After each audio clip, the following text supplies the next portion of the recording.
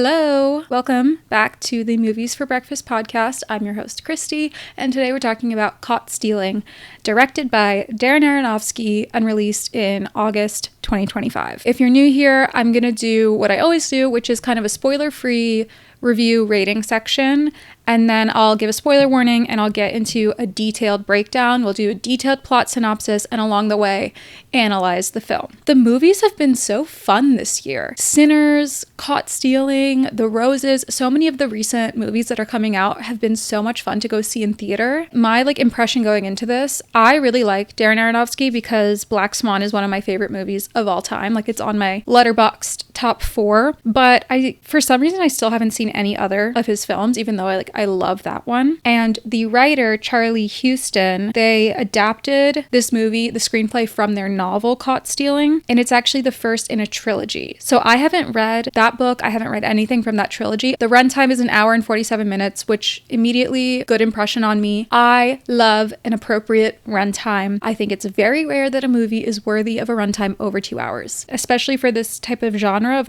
chaos and shit. I don't know if I can handle it for more than 1 hour and 47 minutes, so I appreciate that. My review, I'm gonna give it 4 stars. Darren Aronofsky, oh ye of rhyming name, you've done it again. You have stressed me the fuck out and also given me a good time and put hot people on my screen. So thank you. I always caveat my opinions by saying truly this is just my opinion. I've never claimed to be an authority on what makes a good movie, what makes a bad movie, but I try to give really detailed reviews where I explain why something was good or bad in my opinion and what worked, what didn't. But in this case, I feel I need an extra disclaimer that I'm biased because this movie was literally made for me. This movie panders to me hard, okay? It takes place in Lower Manhattan in 1998. I also live in Lower Manhattan in an old walk-up, just like Hank in the movie. I related so much to so many of the quintessential New York things in this movie. I love New York. I'm sorry. I know that's annoying, but it's true. And I'm a sucker for movies and TV shows that are New York City is the last character. I don't care if it's corny. I don't care if it's overdone. I love it. I love when setting and set design are a huge part of the story in general, even if it's not New York. So yeah, this movie really was for me in a lot of ways. I completely understand if people who don't have those same interests were underwhelmed by it in any way, but that definitely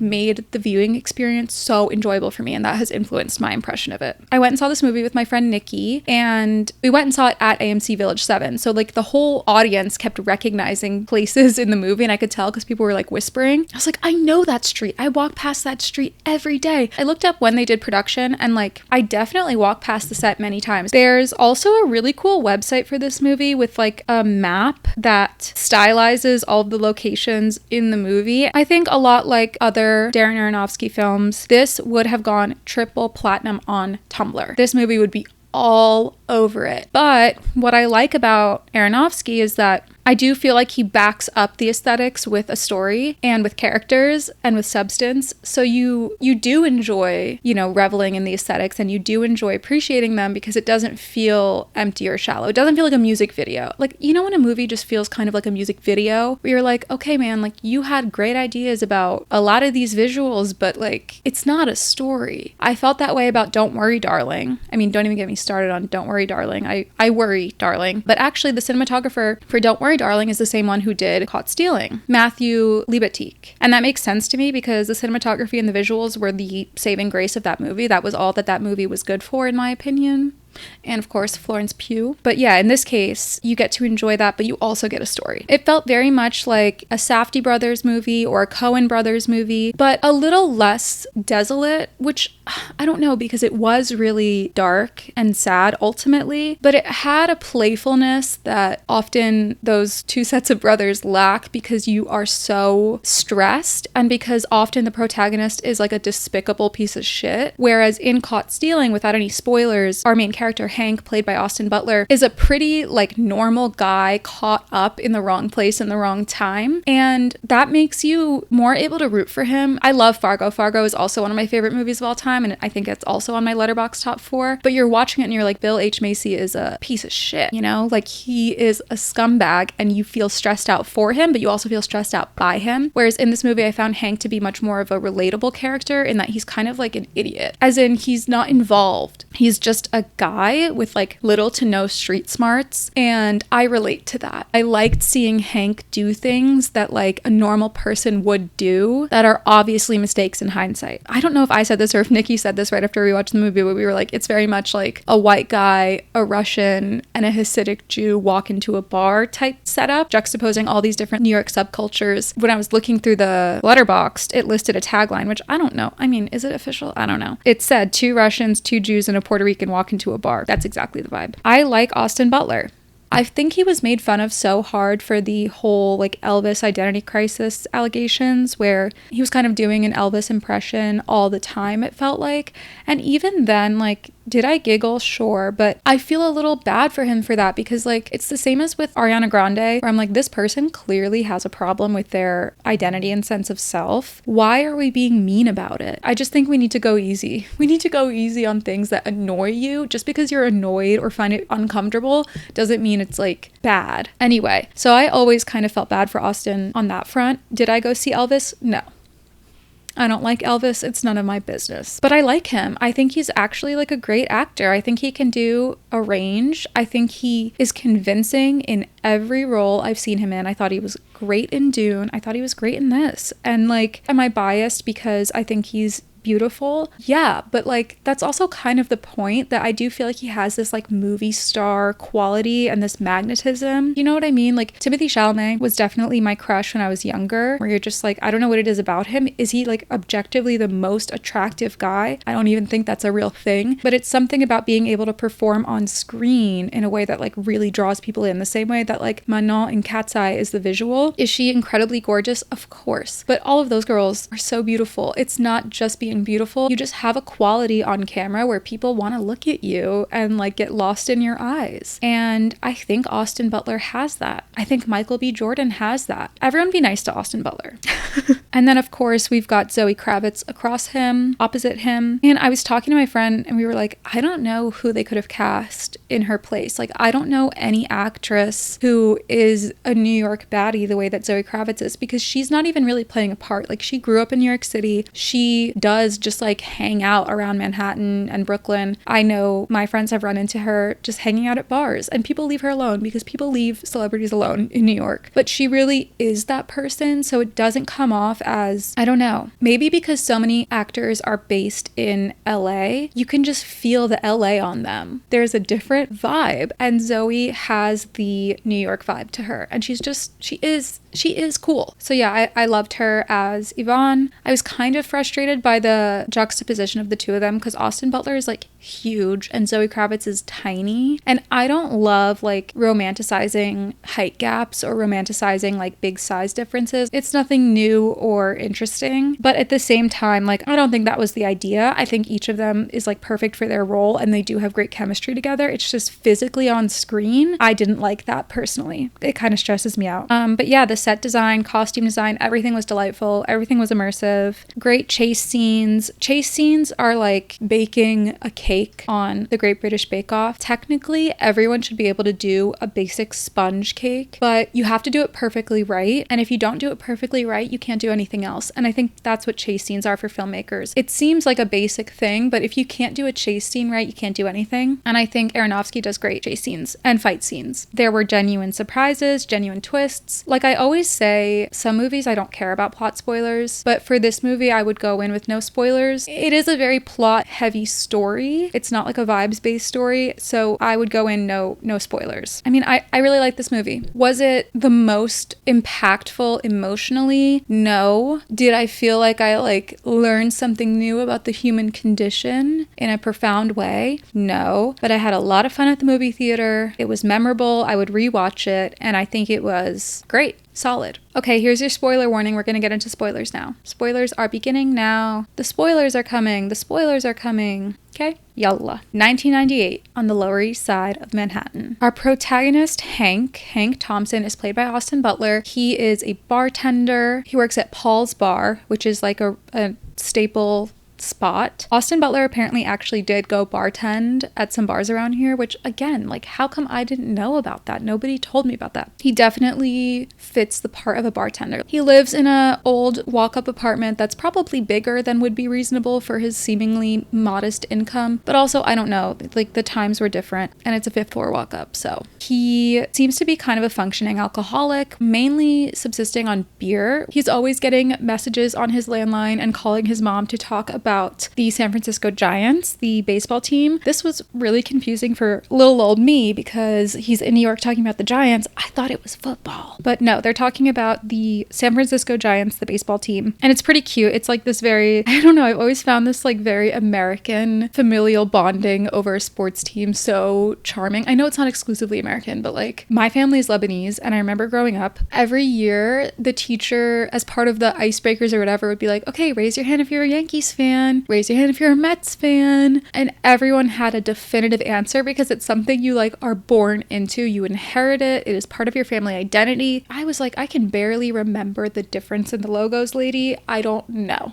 because that was not a thing in my house. And I find it very charming. Yeah, so he works at this bar, probably until like 4 or 5 a.m. he would be working. And then his girlfriend is Yvonne, played by Zoe Kravitz, and she works as a paramedic, so she also works probably crazy hours. She looks so cute in her little paramedic uniform, I have to say. But they meet up after work and they're going back to his apartment. They like walk in the front door and start making out. This old lady walks by and is like, come on, kids. And he's like, sorry, Mrs. blah, blah, blah. And they run into his neighbor, Russ, played by Matt Smith. Weirdly enough, he also played Prince Philip in The Crown. And last episode, or 2 episodes ago for F1, I also talked about a different actor who played Prince Philip in The Crown. Keeps coming up. You know, they all got cast for a reason. But Matt Smith plays Russ, Hank's neighbor, and he's like a punk rocker. And then there's this other neighbor on their landing, Dwayne, who's like an obnoxious yuppie who insists that he's cool and that he's not a finance bro. Russ asks Hank to watch his cat because he has to go to London because his dad's health is failing. So he's like this punk rocker, and then he's like, can you watch my cat? My dad's sick. I have to go back to London. And Hank's like, yeah, whatever. Anyway, so then they go inside. His apartment just has like beer bottles everywhere, but they're like smoking a cigarette, drinking beer. She has this lighter that's really cool. It's like a little pistol, a silver pistol lighter that you like pull the trigger on the gun, and it's like a Zippo lighter. I thought this was so fun and cute as a prop, and then I also turned to my friend and I was like, it's Chekhov's gun. Do you think that that's Chekhov's gun, but like as a lighter? And she was like, what? If you don't know, Chekhov's gun is basically like any gun shown in the first act of a movie will be fired later in the movie. I've seen people refer to this for things other than guns, but I literally thought it was always like a literal gun. And in this case, I think that's why the lighter was a gun. Anyway, we'll get there. They have like a very steamy make-out sexy scene. I mean, they have like incredible chemistry. She like takes off her paramedic uniform and she's wearing this like lacy orange set.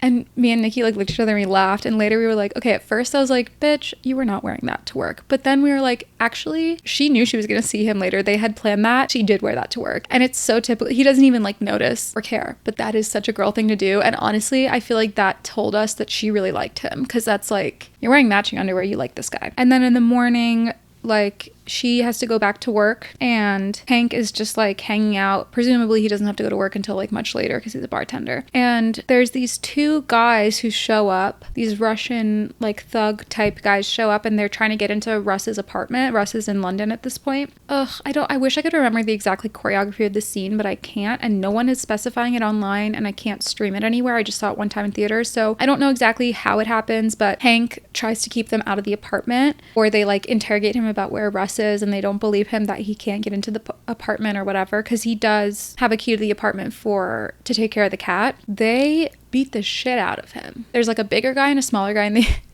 they keep calling the smaller guy, I forget if it was like Micron or Microbe. I think Microbe. And I found that hilarious, but he's like a very aggressive, yappy type. Yeah, they beat him up bad, and he's like a big guy, so they're really violent, and he just wasn't expecting it. And at some point he's like laying on the ground and they keep kicking him in the stomach while he's laying on the ground, which has always just made me sick. When they do that in movies, it just makes me feel sick. And then as he's kind of like blacking out from this brutal beating, we get a flashback where Hank is much younger and he's in like a baseball uniform with driving a car, and the passenger seat, his friend, is like wearing the same baseball uniform, or somehow you know that they like play baseball together, and they're driving like a truck somewhere in the country. Hank is like crushing beers while he drives, which is obviously not a great idea. They swerve around, or he swerves around an animal in the road, and he can't stop the car, like redirect the car after that. He's like sliding on the grass, and he crashes right into a huge telephone pole, like right in the middle of the car. And his friend like flies through the windshield and is killed instantly. Hank, his leg gets crushed so badly, it's disgusting. This was really gory and disgusting. And the leg injury that he gets ends his baseball career. So he was like a senior in high school, and he was about to go into the MLB draft right out of high school, I think, which is like pretty unheard of, ? Obviously I'm not into baseball, but he was really actually good. Like, you know, when you go out with a guy and he's like, yeah, like I was supposed to play baseball, but like I hurt my elbow. And then you find out he was like on his varsity baseball team in his small town and he didn't get any D3 offers. And you're like, look, I get it. You're allowed to be nostalgic about whatever you want to be nostalgic about, but we're like 26 now. You were not supposed to play baseball. But he legit was supposed to play baseball, and he was so close to this dream. He was like maybe gonna get drafted to play for the San Francisco Giants, which is his and his mom's favorite team, which also gives us some insight into why he is an alcoholic. Like, he is implicitly an alcoholic. He's always drinking beer. He's a bartender in New York, and he just gives off the vibe of being like kind of depressed and aimless. This is a pretty good explanation of how a guy like him would end up like that. He wakes up in the hospital, and Yvonne is there, which is really sweet. Like, who knows how long she had been waiting for him in the hospital room. But he's been in a coma for 2 days, and they had to remove his kidney. So she's like really worried about him. Obviously, she tells him, like, the doctor said you can't have alcohol, like you only have one kidney, your liver's probably fucked, it could kill him if he drinks, basically. Which she looks like really terrified and like nervous to tell him this, which I would be too, because you can't expect an alcoholic to quit when they say they will on that first try to get sober, and you definitely can't expect that to happen when it's not their initiative and it's the doctor telling them you can't drink anymore. Like, I would be very dubious about him being able to do that, and you can tell that she is too. And she also just like really feels for him, having been so hurt, and she has no idea what happened, you know? Yvonne helps him get home, and they kind of have a talk about like the relationship. I think like this was a wake-up call for her, because she's like, I love him. I literally would wait up in the hospital for him, and I was terrified of losing him. But does he feel that way about me? Like, would he be in the hospital for me? Or at least I think that's what she's thinking. And she's like, I want you to be serious, a serious person. I love you, but you are not serious people. And I feel like this is tale as old as time. A woman in a relationship with a man, and it's hard to watch him neglect his emotional health and hard to watch him neglect his physical health and just have no idea how to take care of himself as an adult, knowing that you're invested in his health and you want him to be well because you want to be with him. But you can't sit there and look at someone immature and be like, he's gonna grow up now because I asked him to. And I think that she knows that it might not happen, but she's like, I have to at least make my needs known, and we'll see. Honestly, I was kind of personally triggered by this. But Hank is, you know, he doesn't want to die with his messed up missing kidney, and he's like definitely still not feeling well. So he dumps out all the alcohol in his apartment, and like if we were doubting that he was an alcoholic before, we're not now, because there's alcohol in every nook and cranny of that apartment, and he dumps it down the sink. Okay, Hank. He goes and does his laundry. Actually, it looks like he had it done for him because it's in those like tight little bricks when people get them done. I do my own laundry just because I'm like, don't touch my stuff, you know? He is coming up the stairs and he can hear the Russians again upstairs trying to get into Russ's apartment. And he's like obviously shitting his pants because he doesn't want to get beat up again. So he like sneaks past his floor. He goes up to the roof to sneak past them. And then he has to like go crawl down the fire escape to get into his apartment, which is next to Russ's, and they almost see him out the window of Russ's apartment as he's going around the fire escape. This was a really good, like, suspenseful kind of cat and mouse Tom and Jerry scene where he's tiptoeing around. He is so like physically nimble and athletic and strong and seems barely inhibited by his recently removed kidney. Like, he should be in such rough shape, but he's climbing all around everything, hanging off of everything. But I don't really care. That's like a movie thing that I let slide. That's fine, because I did enjoy him crawling all over the fire escapes. He either calls the police at this point, or I don't know if she had already come over and left her card with him. Like I said, I'm sorry, but it's really hard for me to fact check like plot details on this this because it's not streaming anywhere. So sorry that I'm not as like diligent as I normally am about the plot here. He calls this woman Detective Elise Roman, played by Regina King, who is like a no-nonsense narcotics detective. And he's like, okay, the Russian guys are back. Hello?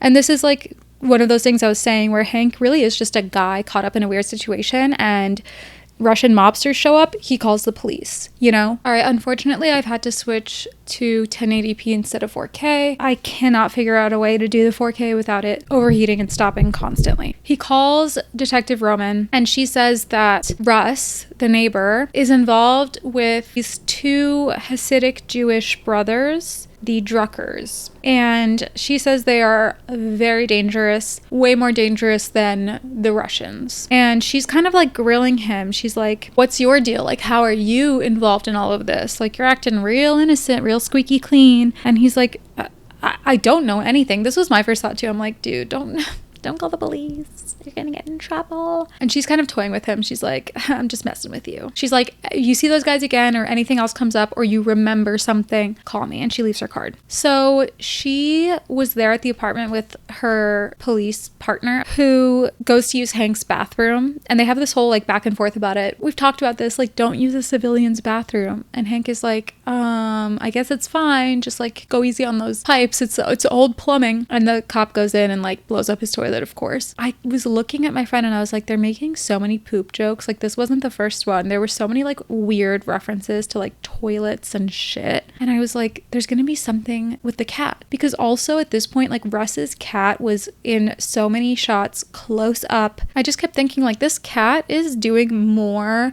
than a cute little cameo. Interestingly enough, it was like a professional actor cat. Everyone has spoken very highly of. The cat trainer also trains the actors to work with the cat. So like Austin Butler spent some decent amount of time learning how to work with the cat. Darren Aronofsky said the cat was like an incredible actor. Did basically everything in one take, which I think is incredible. My dog won't even like make eye contact with an iPhone camera. So, but yeah, I was like, there's something to do with the cat. I was like, I bet the cat like ate something, like a bag of drugs, and is gonna like poop it out. I was thinking something like that. Close enough. Hank goes into the bathroom where the litter box is. He notices that there's like a fake plastic poop in the litter box for the cat. There's a small key that he finds inside. So he doesn't know what this key is. He doesn't know what the key does, but it clearly is something important, and it's probably what the Russians were looking for. This key becomes kind of a MacGuffin throughout the movie, which I bring up just to throw in some film lingo education. If you don't know what a MacGuffin is, it is basically any kind of like physical prop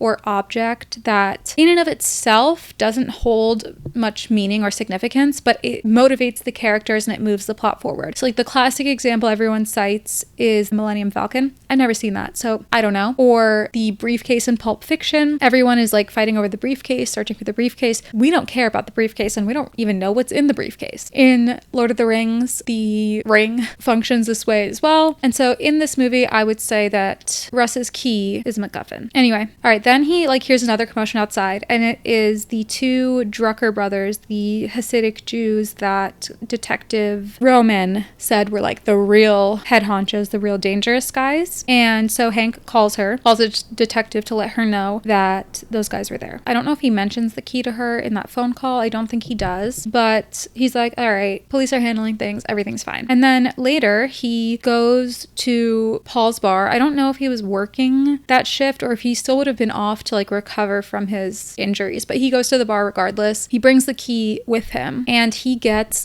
wasted. This is not surprising because, like I said, no addict just snaps their fingers and gets sober on the first try. And also because this wasn't even his choice to get sober, especially under all of this stress that's like triggering him to want to drink because he drinks as a coping mechanism. Oh, and because his body probably can't process the alcohol as well anymore. Like he only has one kidney and his liver's probably severely damaged. So I imagine you get drunk much quicker than normal. And I know guys like Hank, like who are huge physically and in college like thought they could drink the entire sea and be fine. Everybody has a limit somewhere, and everybody gets on a medication at some point that interacts badly with alcohol and they drink anyway, and you just unexpectedly get way drunker than you plan to. That's what happens here. He starts drinking. An alcoholic who starts drinking is going to keep drinking. He gets wasted. And we just get these like fun shots of him getting drunker and drunker, and like he's dancing on the pool table, he's singing, he's pouring everyone shots, fully like escaping into this routine of partying that he uses to escape from life. I guess he was supposed to meet up with Yvonne that night or something, but she runs into him and it's super late at night and she's like trying to wrangle him home. She's pretty sober and he is very drunk and he's like too big for her to like physically wrangle, and he's like being really obnoxious. He's like not cooperating. He's in the stage of drunk where he's being belligerent, almost getting hit by cars in the street, and he's like, oh, my life is so unfair. Like, I lost everything. I had so much potential. Not minimizing how extremely traumatic the accident was, but very like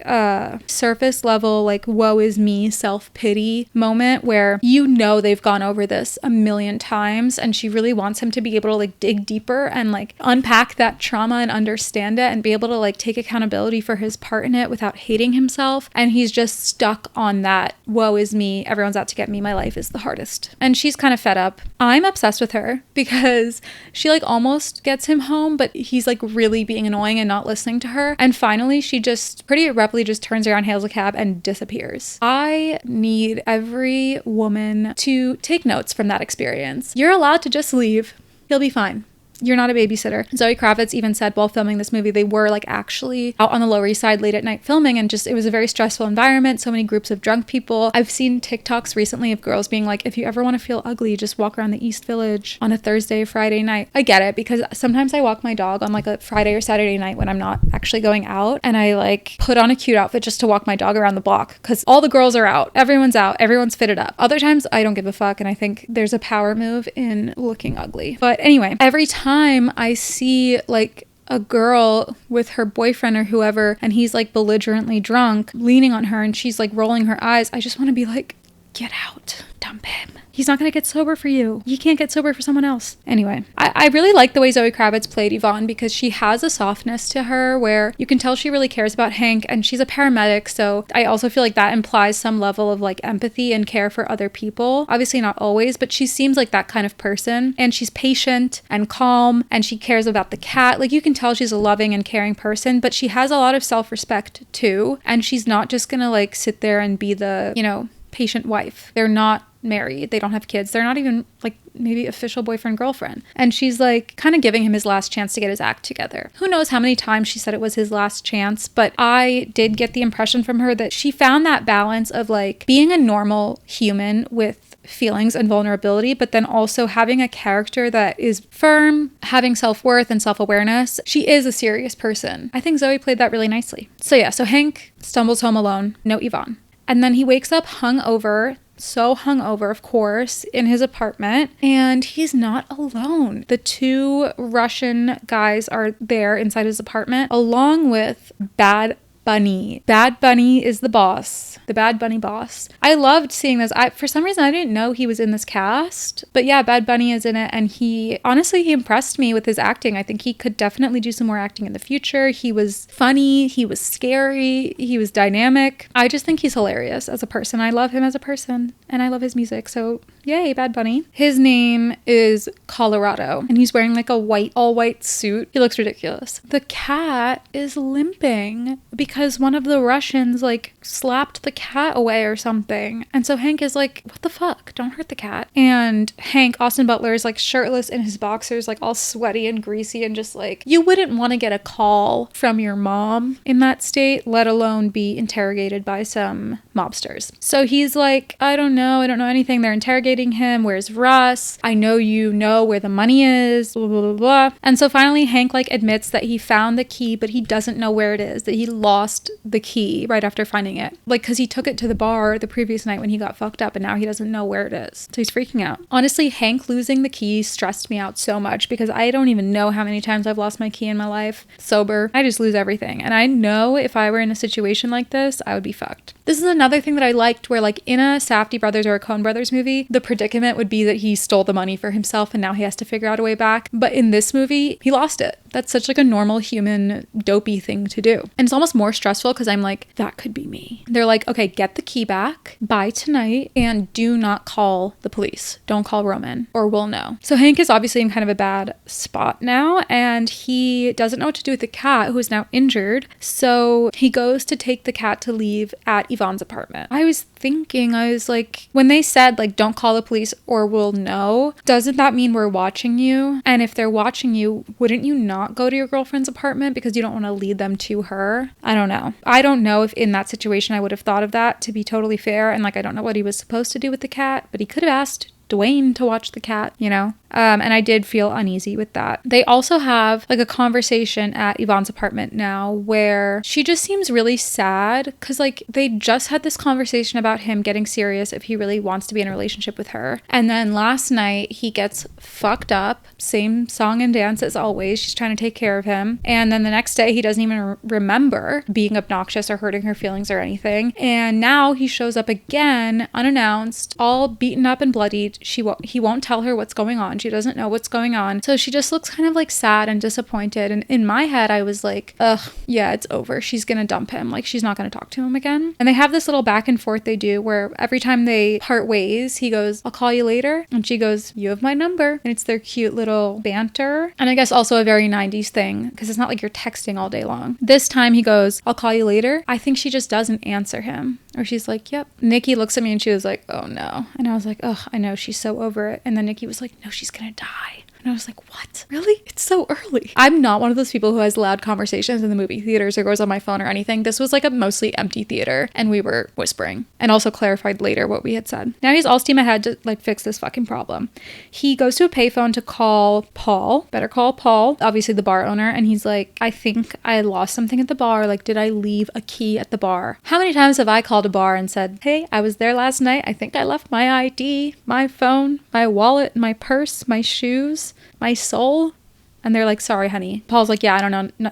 No one found anything. While he's at this payphone talking to Paul near Yvonne's apartment, like he had just left Yvonne's apartment, one of the Drucker brothers spots him, starts chasing him, and he like runs. They're in Chinatown. And so he's running through this like busy food market in Chinatown. They obviously look very conspicuous. They're making like a huge scene, but he's booking it. This was a really good chase scene. I thought it was pretty impressive and sufficiently adrenaline inducing. He manages to get away, like just barely. He then goes back to Paul's bar to try to look for the key. He doesn't find the key at the bar, but someone left a phone number with Paul for him, and he calls it, and it's Colorado, Bad Bunny, the boss of the two Russian guys. He's like, hey man, where's the key? Because it's not at your little bar. And Hank says he left it with a friend. He's like panicking. He still doesn't know where it is. Colorado's like, well, you better get it back from your fucking friend because I might have to pay your little girlfriend a visit. So he knows about Yvonne. Now, here's the thing. If you're gonna use the girlfriend as leverage to get something you want, then you're just gonna scare him. You're just gonna let him know you got your eye on her and that she could be in danger, right? So I thought it was kind of weird that he like immediately runs to her place. Like, I don't know, call her, like find the key and she'll be fine, you know? But he goes to her apartment and she's dead.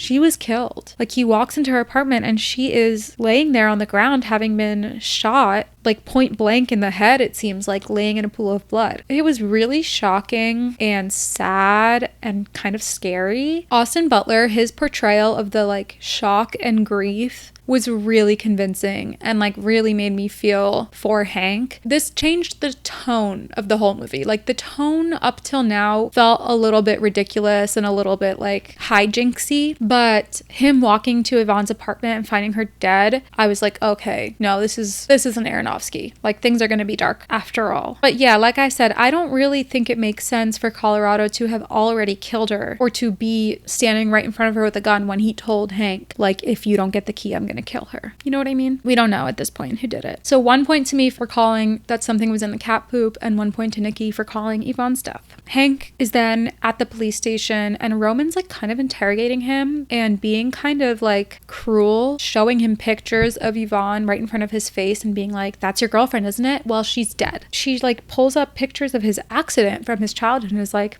and there's your friend and he's dead. It was just like fucked up because you can see Hank is like barely verbal. Like he's shaking. He's so obviously in shock. So finally she's like, okay, let's take a break. Her being this like cruel and harsh, it wasn't a red flag to me in terms of like, oh, I think she's like a corrupt cop. It was more like, oh, okay, we're being realistic about the cops. You know what I mean? We're not sugarcoating policing. She takes him across the street to like a deli, although it didn't really look like a deli. And she is eating a black and white cookie. They're sitting at a counter together and she's like talking all about her dream to retire in Tulum one day and how it takes a lot of money to retire in Tulum. And he's like, okay. She's eating this black and white cookie and she goes, you ever had a black and white cookie? And he goes, no. So he's lived in New York for 10 years. He never had a black and white cookie. I was kind of like, huh? Like, why'd you include that? And everything else was like so accurate. I guess he could be one of those guys who like eats really healthy and just drinks all the time. And that's why he's still in good shape. Maybe black and white cookies were different in 1998. I didn't know black and white cookies were a New York thing until I was like in college. It was just like there's chocolate chip cookies, there's oatmeal raisin cookies, there's black and white cookies, there's sugar cookies, you know? It's so ubiquitous, the idea that he had lived in New York for 10 years and never had one. I was kind of like, why'd you include that? He could have just said yeah, but whatever. She's starting to get suspicious, talking about how it takes a lot of money. Colorado and the Russians walk in and now he's sandwiched in between them and he's like, oh fuck.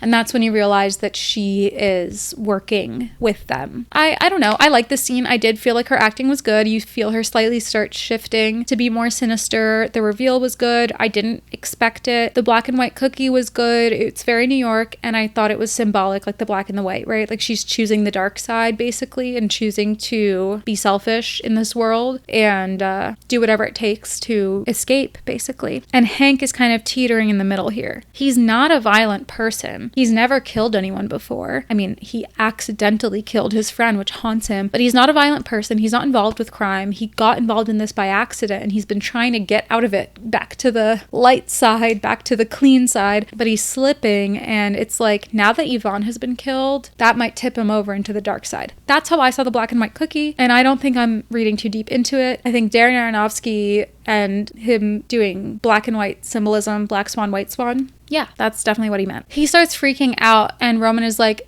listen, we didn't kill Yvonne. We don't know who did. We're not the ones who killed Yvonne, implying that it was the Drucker brothers. I kind of believed Roman saying that they didn't kill Yvonne because, like I said, why would Bad Bunny call him and be like, hey, we know about your girlfriend, and then he goes and she's already dead? Like, they gave up the leverage. Not that they wouldn't be like cruel enough to kill her. It just didn't make sense. This is another thing I was really frustrated by writing this episode, and I'm sorry I couldn't get like 100% clarity on this. I'm like frustrated with myself, but I don't totally understand how all the gang factions and Roman are connected. Colorado owns nightclubs where Russ was selling drugs. The drugs were from the Drucker brothers. So I think Roman probably caught everyone because she's a narcotics detective and was like, all right, I won't arrest you if you cut me in. I think that's what happened. The Russians and Colorado are like a different faction than the Drucker brothers. And I think they're fighting over who gets the money that they're owed because it seems like Russ fled the country to avoid paying everyone. It's just not totally clear to me why they're at war with each other when really they should be working together to all get the money, but I guess that's not how gangs work. I'm more naive than Hank, obviously. But yeah, so Roman is like aligned with the Russians in Colorado. They all put Hank in the car with them, basically with the cat, and take him to Paul's to get the key. When they get to Paul's, Hank tries to bring the cat with him inside, but they make him leave it like in the van. This scene was crazy. Like, shit devolves. Paul is there with this other guy who's like a regular at the bar, and they're hanging out, and Hank comes in and he's trying to like convey a sense of urgency because the other guys are hovering outside and they're going to follow him in, and he's like, I need to find this key. Blah, blah, blah. They follow him in, they're impatient, and immediately people start getting shot. I don't know who does what.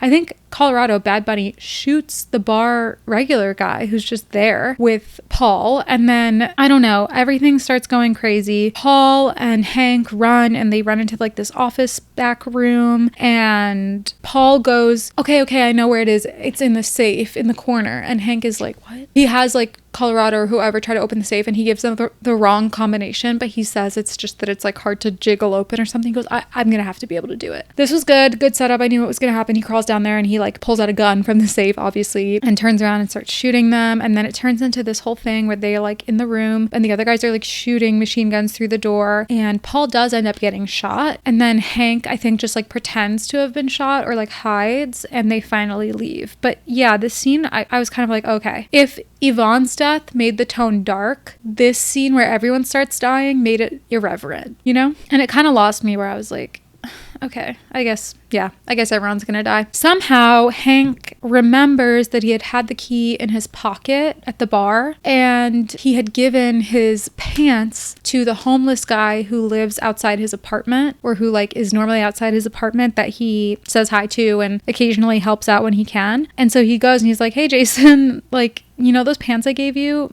I need those pants back. And he goes into the pants and he does find the key. Key retrieved. Finally. I think Hank is trying to go see what the key opens. I think that's why he goes into Russ's apartment to see if there's like a safe or something. He's like creeping around and then he hears someone else coming in. So he obviously panics and he like waits by the door with a baseball bat. And this is like a shot that has been shown a bunch. Wait, Steph's texting me. Okay, she's running late too. And that's what I love about her. Yeah, and then when the door opens, he like swings the bat really hard, and it's Russ. So he takes a baseball bat with his MLB potential swing right to Russ's forehead. Pretty brutal. And this is also the beginning of like Hank committing violence, because he's had it. Like, he's terrified, he is traumatized, he's been backed into a corner, and now he's like, okay, I'm gonna fucking defend myself. But unfortunately, it's his friend and neighbor, Russ. Russ is like, what the fuck? And Hank is like, what the fuck me? What the fuck you? What have you got me into? Like, are you kidding me? Like, do you know that Yvonne was killed because of you? Blah blah blah blah blah. So they're like catching up on the tea that Russ missed in London. And Russ is like, my dad actually was sick, which means that he did not intentionally like try to screw over all those guys. Like, he wasn't intentionally trying to steal the money. He just actually got pulled away for a family emergency and somehow didn't communicate that to anyone. They keep calling them the Hebrews, the Hasidic Jewish brothers. The Druckers make the drugs, or like they are the distributors, and then Russ deals on like a person-to-person level in Colorado's nightclub. Okay. But the key opens a storage unit that has $4 million cash, some of which was owed to all of those people, right? Like, everyone is owed money from those $4 million that Russ has in a storage unit, which the key opens, but nobody else knows that or where the unit is. Hank is like, okay, well, take me to the storage unit. We can get out of this now. We just have to pay everyone. So Russ takes him to the storage unit. Storage facilities are bad, scary, creepy places. I don't like it. No windows. So they open up like a garage front unit, and there's like a rack of clothes, and they go through the clothes, and Russ says something like, welcome to Narnia. Did the Chronicles of Narnia come out before 1998, the movie, or was he talking about the book? I don't know, but okay. There's like stacks of cash, okay? I don't know why Hank goes to call his mom. Maybe Russ had a cell phone or something, but he like needs to call his mom so she knows that he's not dead. So he steps outside the storage unit to call his mom, and Russ tries to pull a fast one on him, basically take the money and run, because now he has someone to take the fall for him. Hank. So he's trying to set Hank up and leave with the money after all. But like I said, Hank's been activated. So he fights Russ. Yeah, Russ is a pretty big guy too, but Hank is like strong, and he's not used to fighting, so he doesn't know how strong he is. Like, he doesn't know how hard to hit people. I always think about this in movies when people fight, especially with blows to the head. I'm like, you don't know that you're not going to kill someone. Like, you can kill someone in a fight by accident. Probably not me, but you know, you can. One can. He beats Russ up pretty bad, and Russ gets knocked unconscious. And he takes Russ, calls Roman to meet him. He wants to exchange Russ and the key for the cat, because remember, they still have the cat. So he like drives there with, and Russ is in the car kind of like clearly concussed and confused and doesn't like totally know what's going on. So they get to Flushing Meadows, which is a park in Queens, and it's right next to a huge stadium. So at the time in 1998, it was Shea Stadium that was demolished, and now it's Citi Field. But regardless, like either way, it's where the Mets play. So it's like a huge New York landmark. So they meet in like a parking lot outside near the park. Their cars are kind of like diagonal to each other. Russ at this point has like a huge lump on his head, like golf ball sized lumps. So you're like, oh fuck, he's in trouble. He sees Roman and the Russians, and he panics, and so he starts like trying to like run away or fight or something, and he gets into a fight with one of the Russians, and like accidentally fires the gun and kills the other Russian. I'm sorry that I'm just referring to them as the Russians, but they aren't really named in the movie, and they are consistently referred to as the Russians. So unfortunately, I don't really know how else to call them. Now all of a sudden, Hank and Russ both might get killed, so they're on the same team again, and they take the cat and they run towards the stadium to try to lose Roman and the other guy in the crowd of people. So they're like running through this huge crowd of Mets fans. It happens to be right when a game is going on, I guess, conveniently. And I don't know how, but the Russian guy got Hank's hat, his San Francisco Giants hat. Hank just turns around and he goes, "Hey, that asshole with the Giants hat just said the Mets suck." They take care of the problem for him. I thought that was cute. I also have a story of being in a huge crowd trying to get out of Flushing Meadows and get to the subway as fast as possible. I was gonna tell that story in this episode, but we're on a time crunch, so I might have to add it on later, or maybe I'll just tell it in a TikTok. But someone remind me to tell the story of the time that I also fled Flushing Meadows. It's a good story, but it works. They get away and they get onto the subway and they get on the 7 train going west towards Manhattan. And while they're riding the train, they're just like sitting there with the cat, and Russ kind of passes out. He's had like multiple head traumas so far, and he's been like really not feeling well, and Hank is trying to take him to the hospital, but he passes out on the subway and like he dies. He just like loses consciousness, and then Hank takes his pulse and realizes he's dead, and he just leaves him on the train. And obviously no one notices, and no one is gonna notice until like hours later, because you see people sleeping on the train all the time. So yeah, that was sad. That was pretty dark. Even though Russ did try to double cross him, like he didn't deserve to die. Hank is racking up guilt for people's deaths, but he then gets on a bus to Coney Island. I couldn't figure this out. I was trying to map this out. It must have been different in the 90s, because I don't know what bus he took from like Times Square to Coney Island. I don't know. But okay, he takes the bus to Coney Island and he wakes up on the beach with the cat, and he gets a phone call from Roman on, I guess it's Russ's cell phone. She's like, "We have enough evidence and I have enough power to pin everybody's deaths on you unless you get me the money, the key. I know where your mom lives." And last time someone said that to him about his girlfriend was dead. And he clearly adores his mom throughout this movie. He's always calling her, she's calling him. So he is terrified. He's terrified, rightfully so. And she says, "You need to come to the Russians restaurant in Brighton Beach and hand off the key tonight." Brighton Beach has had its moment at the movies lately. It was in Nora, it's in this. The only time I've been to Brighton Beach was very recently when I had to help my sister pick up a car that got towed, and it was nightmarish. So I need to go and have a better experience to erase that. Hank, instead of just going to the Russians, he turns himself basically over to the Jewish brothers and makes a deal, because he wants them to kill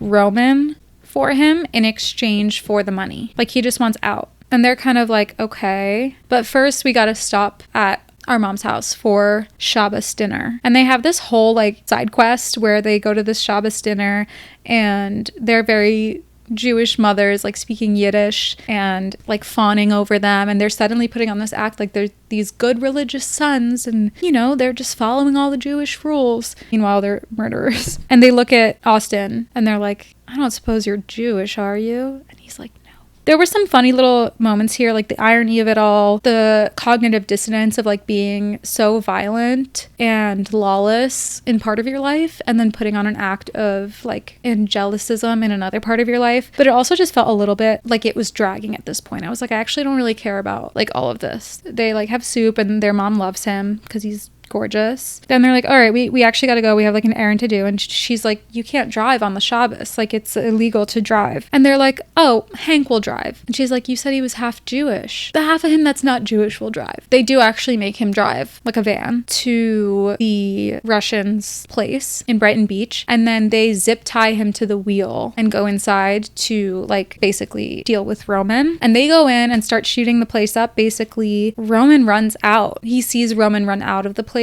and like she's gonna get away, so he's like zip tied to the wheel, and he uses the car lighter. There was like a cigarette lighter in the car, and he uses that to like burn the plastic of the zip tie off until he can escape. I liked that was good suspense, good scrappy skills. He's getting a little scrappier now. So he chases after Roman. The other Russian is still there. He's trying to fight both of them. He knocks the Russian guy out. He gets in like a real violent fight with Roman, and stabs through her foot with a broken baseball bat, like the wood of a broken baseball bat.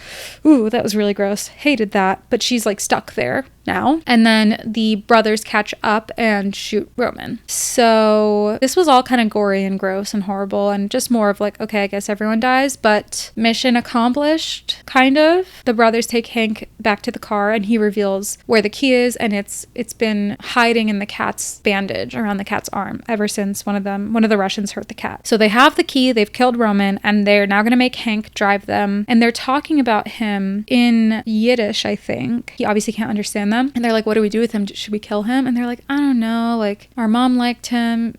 You know, it's fine. They're basically like deciding they're going to let him go. It's kind of arbitrary, but they're like, you know what, whatever. So they're going to let him go. Everything's going to be fine. And he's like anxious about driving, remember? Because he got his friend into that accident. And so he like puts his seatbelt on and he looks at them. I thought he was going to tell them to put their seatbelts on. I don't remember if he told them or not, but he's the only one wearing a seatbelt, right? And he's driving them. Then all of a sudden, the one sitting next to him lights his cigarette. And what does he light the cigarette with, guys? Yvonne's gun lighter. The little silver pistol Zippo lighter that Yvonne had in the beginning of the movie that is obviously a novelty item. And in that moment, he sees it and he can't help showing a reaction. He realizes they're the ones who killed her. And I was really confused because they reacted so quickly to it and were like, oh yeah, your girlfriend, sorry about that. And I was like, did they intentionally reveal it to him in that moment, or are they just dumb? I think it was a mistake. I think it was all a mistake that they revealed it. I was kind of confused by that. But he sees that and you can see in his eyes, he's like enraged. And they're like, you're not a killer, Hank. It's okay. We'll give you some money. It's fine. They're really like not scared of him. He's an innocent guy. He's not a criminal. He's not a cop. They're like, he couldn't kill Roman. They don't think he's going to do anything. And he also doesn't have any like weapons on him. And then they're super blasé about killing her. They're like, you ran from us. We had to show you that, you know, this was serious business. It's kind of your fault. Like really horrible, horrible things, like saying all of his worst fears about being responsible for his friend's death and Yvonne's death, and also showing no real remorse. And Hank has had it. And I think this movie does a really good job in so many of these really tense situations of foreshadowing where you can figure out what's going to happen, but it's not incredibly obvious unless you're my mom. If my mom watched this, she would probably be rolling her eyes because everything was so obvious to her. But for me, it was more like fun. Like some of the foreshadowing I picked up on, some of them I didn't, some Nikki picked up on, some she didn't. So it's like engaging in that way, but it wasn't obvious. So in this moment, I felt like I knew what was going to happen, or I had a sense of what was going to happen because of Hank putting his seatbelt on and that hesitation, and like it became so clear that the other two were not wearing seatbelts. And so Hank starts driving faster, which people do when they're pissed off, you know, reckless driving out of rage. So they're kind of like, Hank, like, dude, like, calm down, slow down. And they're looking at each other. They're like, okay, I guess we are going to have to kill him. But first we have to get him to stop the car. But he keeps driving faster and faster. It looks like he's like on the BQE. Would that make sense in the situation? They were in Brighton Beach. And where were the Druckers? In Queens? I don't know. I actually don't know. It looks like he's driving on the BQE, flying through intersections. It's getting kind of scary. And he's not responding to them at all. And he drives that van right into a giant cement pole down the middle, just like the accident from high school with his best friend, except this time he did it on purpose. And because he was the only one wearing a seatbelt and because he was anticipating it, he was able to get out of the car and like not die. But the brothers, one of them like goes through the windshield, killed pretty instantly, and the other one goes from the back seat to the windshield. I don't know. It was really violent and bloody and horrible. Like I said, I'm really scared of cars already. I didn't need a PSA about seatbelts. My family already knows I'm the most annoying about seatbelts. Yeah, I found this pretty scary, but also so satisfying.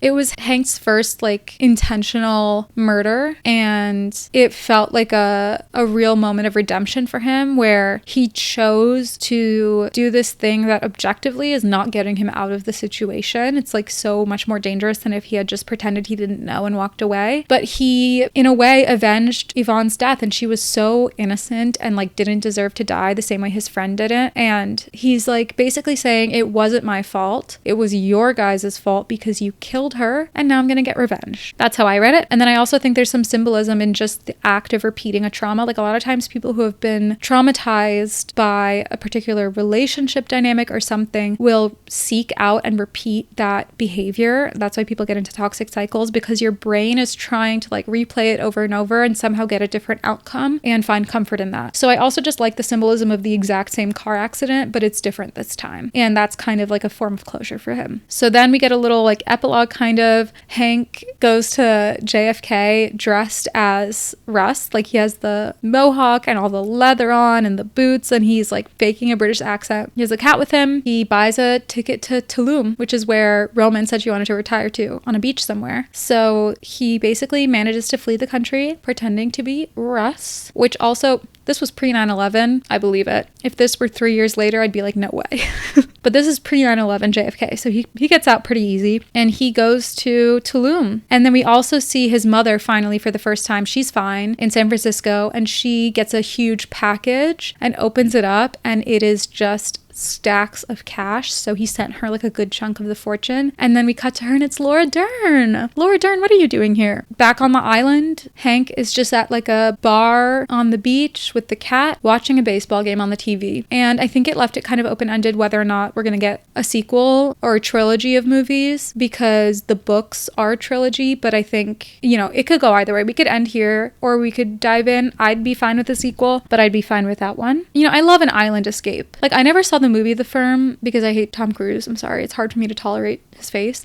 But I read the book and I hated it. I was like, oh my God, you people hate women. It was so misogynistic. I mean, I was like 17 reading it, and I was like, this is fucked. So I wasn't even like happy or satisfied with the island escape. Spoiler alert for The Firm. But this time I was like, okay, Hank, you need a little breather, honey. But also, I hope you see your mom again, you know? Austin Butler talking about Laura Dern was really sweet. He actually lost his mother in 2014, so now like 12 years ago. And he has always been told that his mom looked like Laura Dern, actually. So when he met Laura Dern, he said, it was like the whole room just quieted and we connected on a soul level. We felt like kindred spirits. And I feel like that's exactly the kind of thing that people troll him for and make fun of him for, because like, what are you talking about? Guys, actors are weird. Actors are nerdy. It's fine. It's fine. And also, in this sense, like, leave him alone about his mother who he lost. He can say whatever poetic stuff he wants about Laura Dern. You know what I mean? Me fighting with no one. He also says that Laura Dern has taught him about how to like have balance when exploring the shadow self, not losing yourself in the darkness of a role, which again, everyone wants to talk about Elvis. Like, you can see that he was emotionally vulnerable during that time, and that he's not doing it because he thinks people are going to think it's cool. And so someone like Laura Dern seems to be a great mentor for him in like how to stay human and like have your own identity in those types of roles. And I think that's wonderful. And in the press for this movie, like especially press he does with Zoe Kravitz on like fun little YouTube videos, he seems much more himself and much more relaxed. So I love that. And I hope that this movie was kind of a good experience for him to not be playing either a real historical figure or a kind of like supernatural or sci-fi figure, and just to be like a guy. I think he did a great job. I really like this movie. It was fun. And that's it. That's Caught Stealing, guys. Again, I want to say I'm sorry for not being able to give you as like scene by scene breakdowns as I normally do, because this was just like a one-time theater watch. But I think I'm learning to balance my episodes, because not every single one of them can be as in-depth, and sometimes it's more fun to just chit chat. So hopefully you enjoyed this episode. Feel free to give me feedback in a respectful way. And yeah, I gotta go to the movies. Actually, I have to run to the movies now. So goodbye.